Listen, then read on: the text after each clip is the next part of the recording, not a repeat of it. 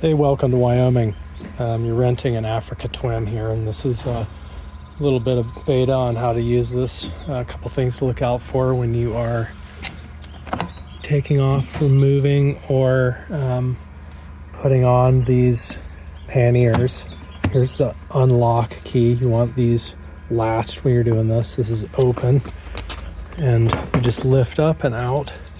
When you install this, you want to line up this lower bracket and the upper two at the same time, and then just gently push down to get this seated on the rubber hook here. Then latch here. Takes a little bit of doing sometimes. Make sure that's unlocked. Latch.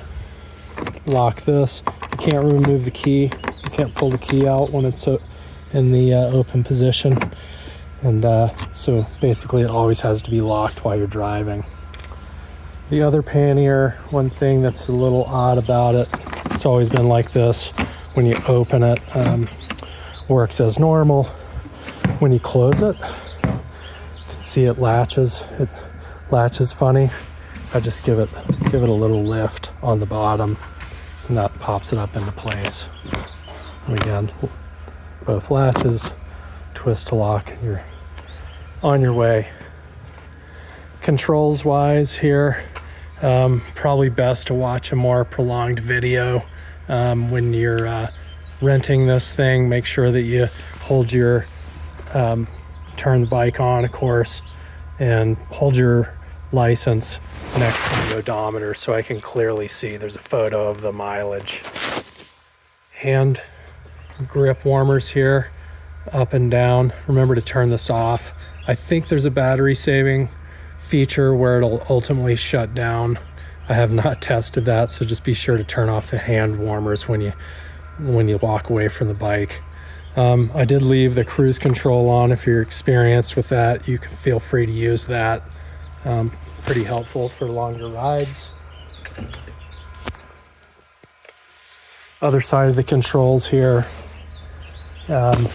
Probably don't have to mess with it too much, but obviously turn signal. And then the paddle shifters to downshift or upshift on the other side here. That's the button to shift up. So yeah, feel free to use those shifters if you want. When you turn this on, you'll find it starts in neutral. And when I go to put it in drive, which I may not be able to until I'm sitting on it, go in drive, kickstand up first, go in drive. You can see the D there. If I hit that same switch again, it'll go to sport mode, which just makes it a lot torquier, essentially delays the upshifting. Use that at your peril. It is definitely torquey. I generally don't find it necessary unless I'm getting rowdy and want to pass somebody. Not something I'd suggest for you to do. Can put it in neutral, and I'm going to kill the motor here. Let's see, not a whole lot of other things to do with the controls that you should be doing with this. Obviously you can turn the ABS off, and that's kind of dangerous. Get into skidding mode.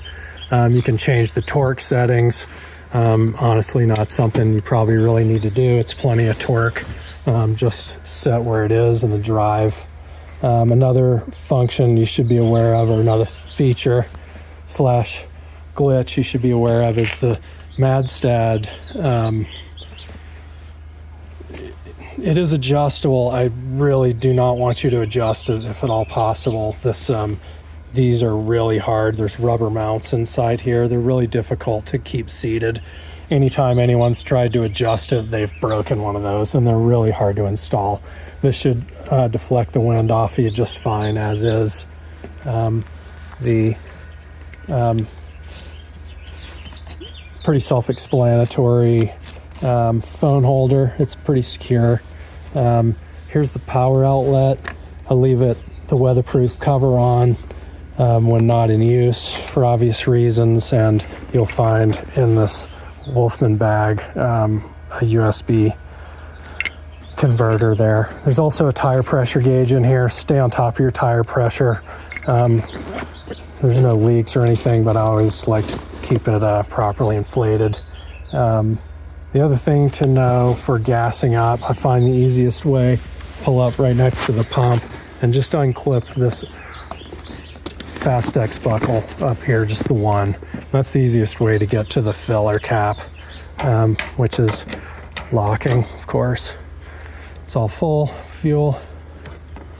For now, I always use 91 octane. I think it's just good practice. The machines like it better.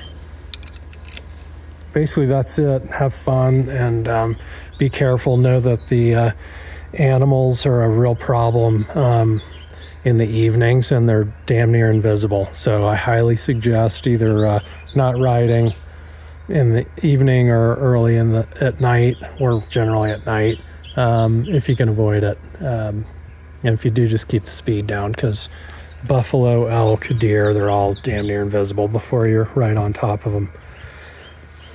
Feel free to reach out if you have any questions.